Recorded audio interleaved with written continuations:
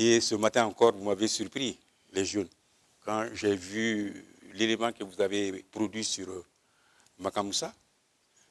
C'est pourquoi on dit que souvent on ne se connaît pas soi-même, c'est les autres qui vous connaissent. Et bravo les jeunes, et ça me réconforte toujours. Ça veut dire que je vais continuer encore à me battre encore les derniers jours ou les derniers moments qui nous restent. Parce que moi, je reste convaincu qu'au Mali, la relève est assurée. Ça, c'est ma profonde conviction. Je n'ai jamais douté de ça, et je ne douterai jamais de ça. C'est pourquoi je suis là. Et quand vous dites tonton, papa, tout ça, vous savez, un papa est plus âgé que son fils de 3 ans. La première année, c'est le baptême, quand vous prenez votre prénom. Le deuxième, quand vous êtes circoncis, vous savez ce que c'est que la douleur. Et le troisième, quand vous vous mariez et avoir des enfants, vous allez comprendre que votre papa n'était pas un poltron. Parce que vous savez comment entretenir une femme et élever un enfant. Ceci est extrêmement important. Donc, je considère que nous sommes de même âge. Et vous connaissez mieux que nous.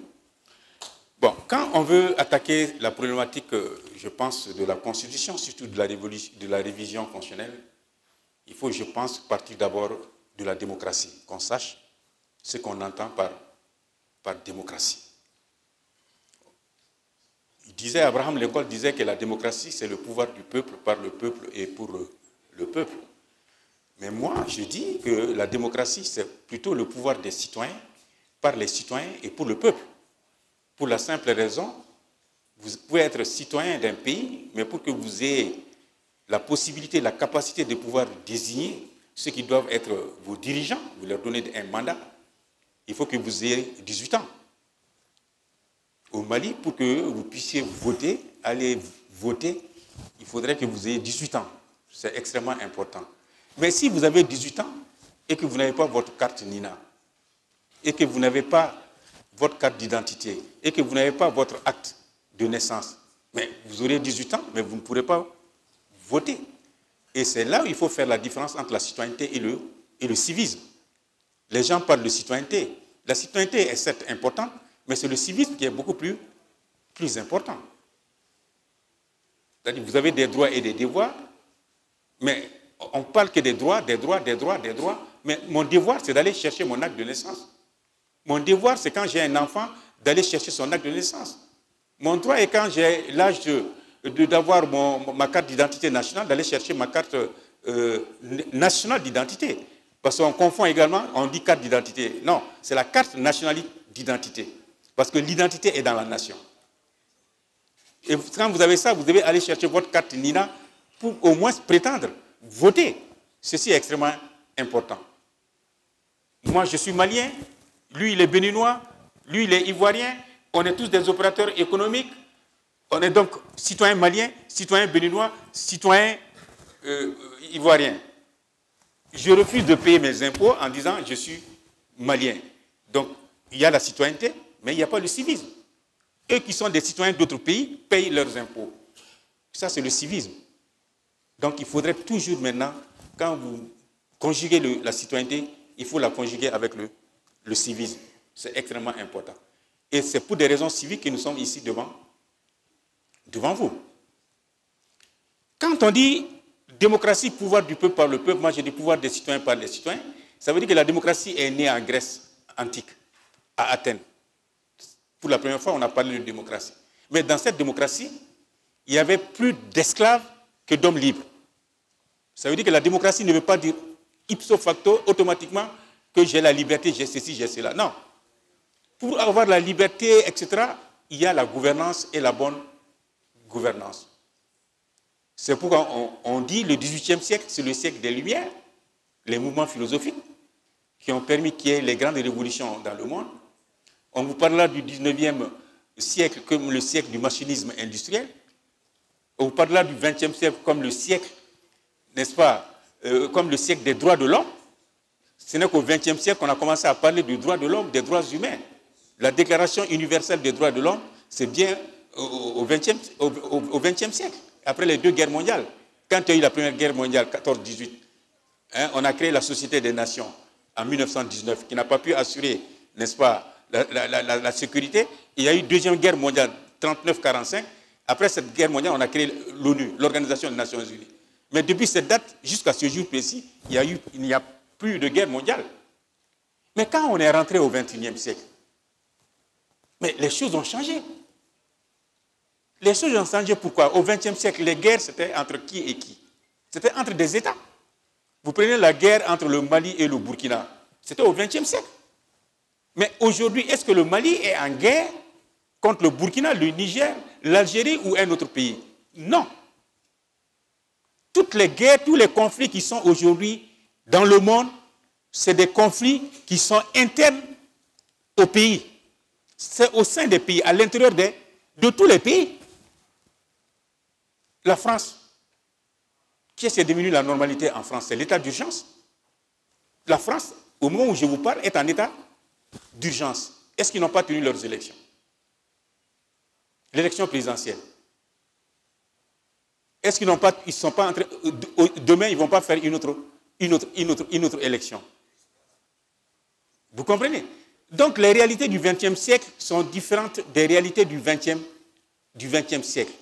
Vous allez réveiller des hommes d'État comme les De Gaulle aujourd'hui en disant que des Français sont en train de poser des bombes contre des Français. Que l'armée française est en train de bombarder la Syrie alors qu'il y a des combattants français qui sont en train de mourir par les bombes de l'État français. Ça veut dire que c'est pourquoi même le droit constitutionnel a changé. On ne parle plus de droit constitutionnel au XXIe siècle. On parle de droit constitutionnel et des institutions politiques. Mais au XXe siècle, c'était le droit constitutionnel. Mais au XXIe siècle, c'est le droit constitutionnel et les institutions politiques.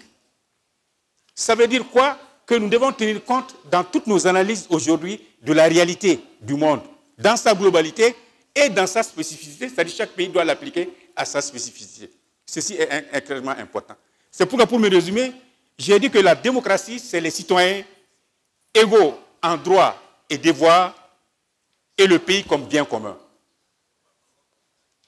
Les citoyens égaux en droits et devoirs et le pays comme bien commun. Le bien commun, c'est le pays. Nous sommes tous égaux en droits et en devoirs. Mais notre bien commun, c'est quoi? Mais si ce bien commun est en danger, qu'est-ce que nous devons faire? Premier point d'interrogation. Moi, je suis d'une organisation de la société civile. Vous prenez les statuts de CRI 2002, c'est écrit là-dedans, nous sommes une association politique non partisane. Nous sommes différents des partis politiques qui sont des organisations politiques partisanes. Vous, Jeune Chambre internationale, CAFO ou autres, vous êtes tous des associations politiques non partisanes parce que vous n'êtes pas là pour conquérir et exercer le pouvoir politique, mais vous êtes là comme nous pour influer sur les politiques publiques. Mais les partis politiques sont partisans, pourquoi? Parce qu'ils veulent conquérir le pouvoir politique, ils veulent exercer le pouvoir politique, ce qui n'est pas notre position. J'ai fait une première sortie le 8 juin. Pourquoi j'ai pris le 8 juin? Parce que c'est le 8 juin que la démocratie est rentrée au Mali. Et quand la démocratie est rentrée, ou quand les Américains, par exemple, ont accédé à leur indépendance vers les années 1776, mais ils ont pris une date d'investiture de leur président, jusqu'à ce jour, c'est à cette date que leur président est investi. Nous, je vous pose la question, quand est-ce que Django a été investi? J'ai posé la même question dans la salle là-bas, personne n'a pu répondre. Donc on n'a pas de repère. Voilà un État qui n'a pas de repère démocratique. Donc le fait déjà de prendre une date fixe, intangible, pour fixer la date d'investiture du président de la République, qui est la première institution de la République, ça nous donne déjà les repères. Quand on dira dans la Constitution, ah, le président est élu pour 5 ans par rapport à quoi? Mais par rapport à une date. En ce moment, quand on dit que les élections doivent être régulières, la régularité des élections, c'est en fonction de quelle date? De cette date d'investiture. Donc on va tout mettre en œuvre pour que cela soit. Mais aujourd'hui, vous voyez, les élections sont en train de s'entasser.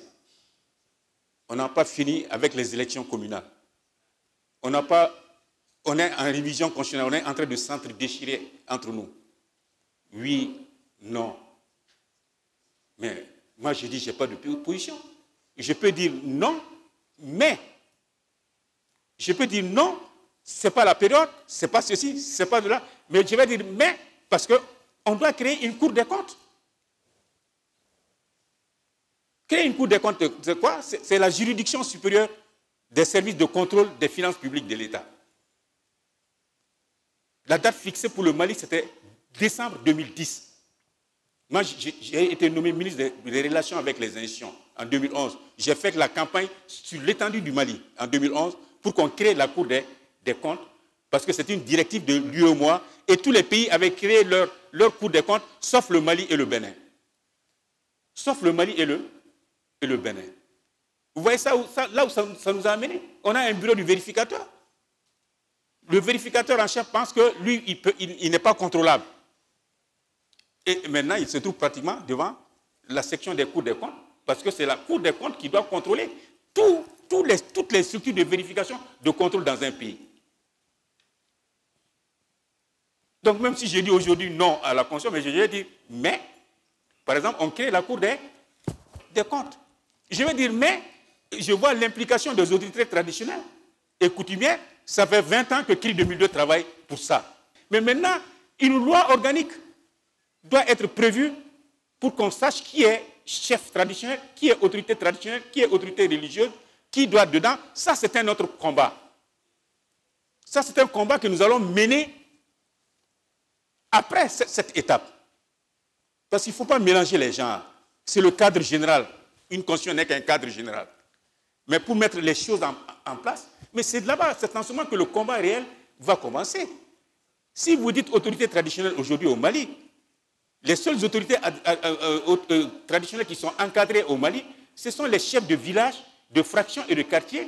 Et c'est dans la loi, une loi 023 de 2006, qui crée et administre les villages, les fractions et les quartiers. Il est dit que ces chefs de village, de quartier et de fractions ont 3 fonctions essentielles. La première fonction de ces chefs de quartier, de fractions et de village, selon la loi de 2003, ils doivent veiller à l'application des lois de la République.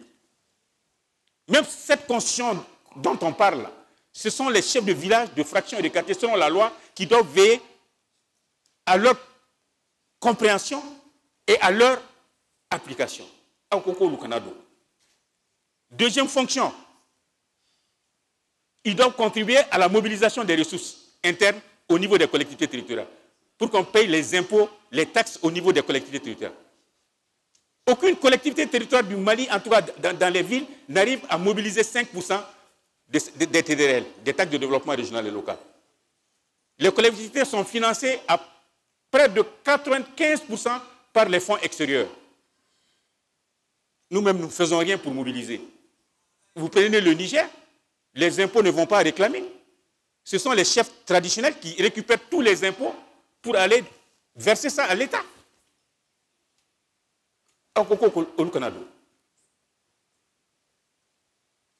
Troisième fonction essentielle, ils doivent veiller au règlement des conflits.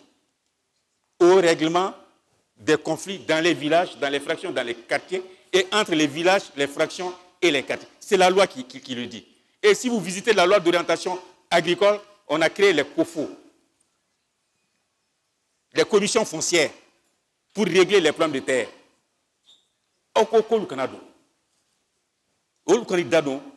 Parce qu'on confond l'État avec la société. Dans la Constitution, c'est l'État. Les institutions constitutionnelles, ça c'est l'État. Mais la société malienne, vous n'allez pas dire que vous allez confondre les Sénoufos et les Minyanka, une société dans laquelle il n'y a pas de caste. Il n'y a pas de caste chez les Sénoufos. Il n'y a pas de caste chez les Minyanka. Que vous allez prendre sur le même pied d'égalité que le Nord, où il y a les castes. Mais comment mettre tout ça ensemble pour avoir des normes nationales? Mais si ces gens se retrouvent au niveau, par exemple, du Sénat, mais on a de fortes possibilités de faire sortir des normes nationales sur cette problématique, n'est-ce pas, des libertés publiques. Mais s'ils ne sont pas au niveau de pouvoir travailler avec la chambre basse, on a bien dit la chambre haute, la chambre basse Les députés, parce qu'eux, ils sont élus au suffrage universel direct. Et comment?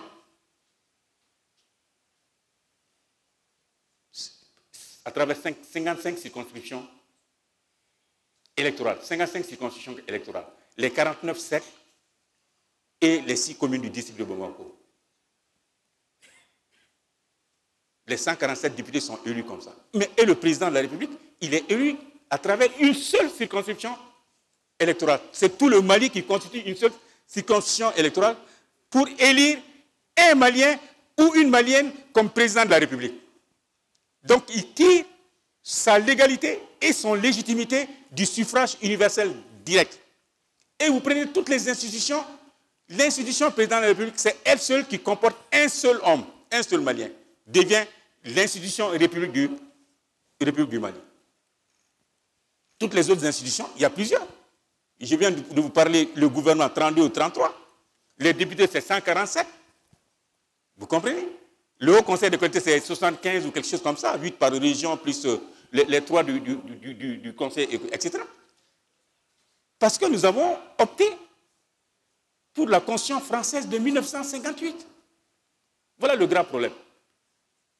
Pour réduire ce qu'on appelle les pouvoirs excessifs du président de la République, il faut qu'on renonce à faire de notre Constitution la fille de la Constitution française de 1958. Voilà le vrai problème. Mais si nous prenons la Constitution française de 1958, comme les autres pays pratiquement de la sous-région, c'est l'omnipotence et l'omniscience de celui qui va devenir président de la République. Ce n'est pas une question d'individu. Parce que cette Constitution française de 1958 a été élaborée par 2 hommes. Le général de Gaulle et son premier ministre Michel Debré. C'était 2 hommes charismatiques. Donc ils ont monté cette Constitution de 1958 en leur propre image pour écraser les partis politiques. Affaiblir les partis politiques. Ailleurs. Mais si nous prenons ça, de 1958 à ce jour, ce système politique, ce régime politique pour lequel nous avons adopté. Parce que le président de la République ne détient sa légitimité, sa légalité que du suffrage universel direct. Alors que dans le système parlementaire, ce n'est pas ça. C'est des députés. Vous comprenez? Mais ce système politique que nous avons, il faudrait que si nous voulons vraiment réduire, vous comprenez, les pouvoirs de celui qui va être ou de celle qui va être président du Mali, il faut qu'on coupe le cordon ombilical entre nos constitutions francophones avec la Constitution française de 1958. Là, ça peut faire l'objet d'un référendum. Ça peut faire l'objet d'un référendum.